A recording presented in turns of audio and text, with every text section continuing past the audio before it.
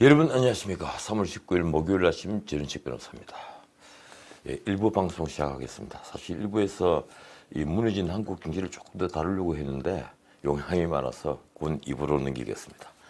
통합당의 위성정당, 미래한국당의 비례대표 공천을 두고 터져나온 잡음이 점입가경입니다.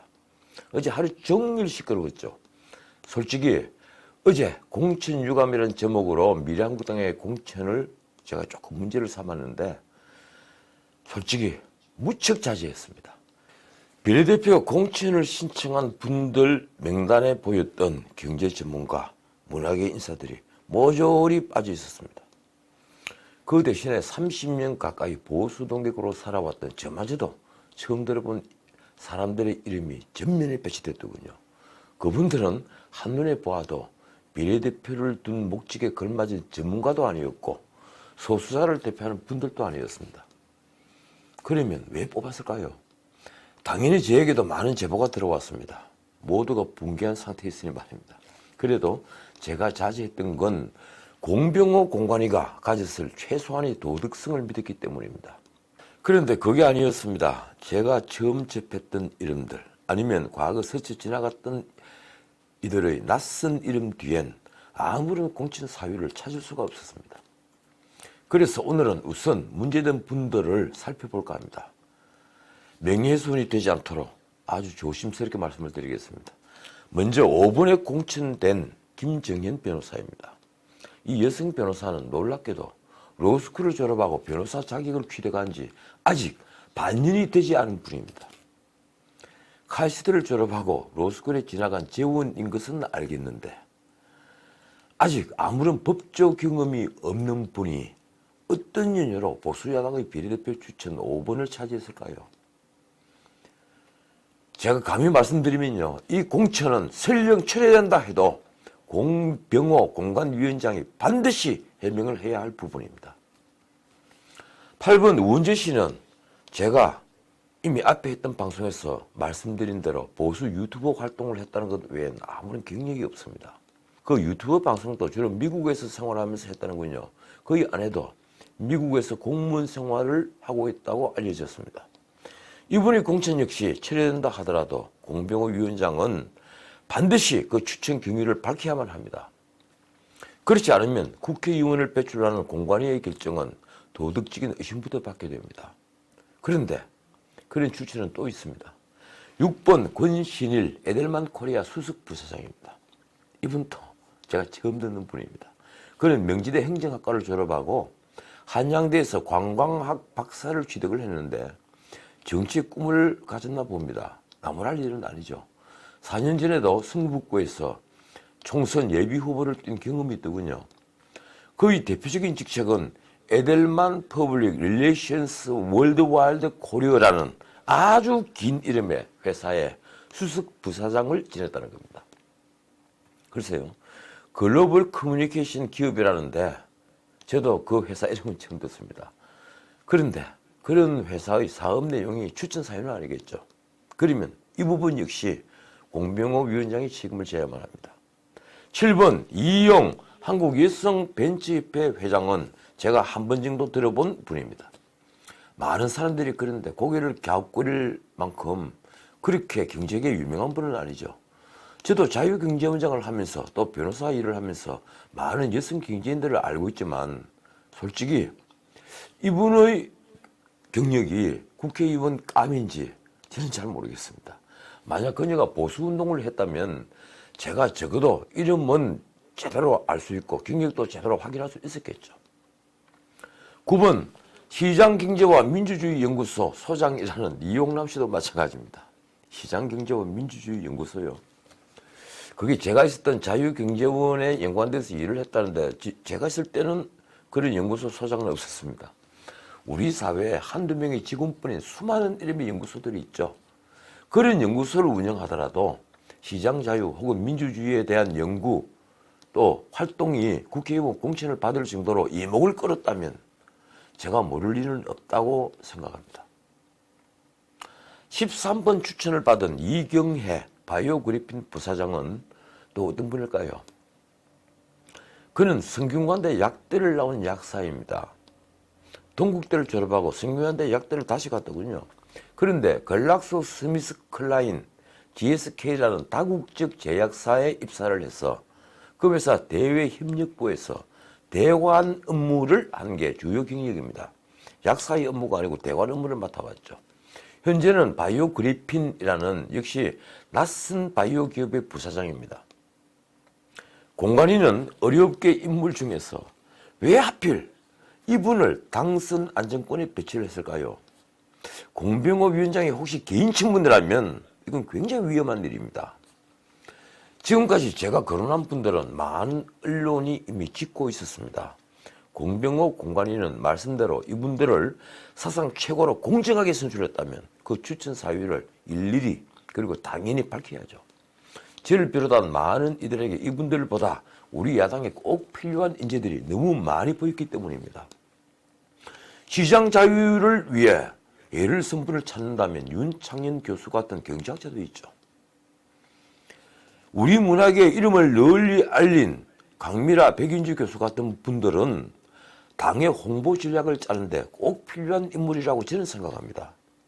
재작년 조강위원으로 힘들게 일한 전주의 전 부장판사 같은 사람도 있습니다. 무엇보다 언론이 포커스를 맞췄던 윤주경 전 독립기념관장 같은 분도 있죠. 그래서 이제 황교안 대표부터 경로했다는 전언입니다. 결국 한승교 미래한국당 대표는 한 발 물러났더군요. 미래한국당은 어제 최고위원회의를 열어서 비례대표 후보자 추천 명단 일부를 교체할 것을 정식으로 공관위에 요구했습니다. 미래한국당 최고위원들은 통합당에서 온 의원들이죠. 바른미래당에서 탈당해서 곧장 온 정운천 의원도 있습니다. 이들은 최고위원 회의에 앞서 간담회를 가졌다고 하는군요. 그 자리에서 온갖 흉측한 모욕적인 말이 나왔다고 합니다. 언론에 다 나와 있습니다. 갑툭튀, 저도 모르는 말입니다. 무슨 말인가 봤더니만 갑자기 툭 튀어나온 사람이라는 뜻이라는군요. 갑툭튀. 듣도 보도 못한 잡놈이라는 듣보잡이라는 말로 비난하기도 했다고 합니다. 이 지점에서 정말 궁금한 건 공병호 공관위원장과 한승교 당대표는 무슨 이유로 그리고 무슨 배짱으로 이런 모욕을 받을 정도의 낯선 이름들을 공천했을까 하는 점입니다. 한두 명이면 모르겠는데 몇 사람을 제외하고 나머지 사람들이 전부 다 이렇다는 얘기입니다. 이 공천은 정말 중요한 공천입니다. 공병호 위원장의 말처럼 지금이 진보 좌파와 싸우는 전시라서 그런 것만은 아닙니다. 꼼수라는 말을 들어가면서까지 위성정당을 만들어 국민의 뜻에 부합하는 국회의원들을 확보하려고 했는데 그 자리에 모두를 감동시킬 분은 넣지 않고 엉뚱한 이름이 차지하고 있다면 그건 미래한국당뿐 아니라 통합당으로서 대형 악재죠. 어쩌면 당 지지도를 5% 정도는 적어도 5% 정도는 깎아먹을 악재입니다. 그래서 저는 지금 이 비례대표 추천 명단을 수정하는 게 문제가 아니라고 생각합니다. 이 이상한 추천에 대한 의혹을 해명하지 못하면 통합당의 전국 선거에도 상당한 여파가 미칠 것은 너무 자명합니다. 통합당이 도덕성을 갖추지 못한 정당이라는 인식을 줄 때 통합당은 무너집니다. 게다가 본당인 통합당마저 사천 논란에 휩싸여 있으니 더욱 그렇습니다. 왜 그걸 모르십니까? 어쨌든 공병호 위원장은 한 발 물러났습니다. 그는 처음엔 공천 명단은 절대 수정할 수 없다며 정 그렇다면 자신을 먼저 자르라고 외치다가 한 명 정도 순번만 바꿀 수 있다는 입장을 비쳤죠.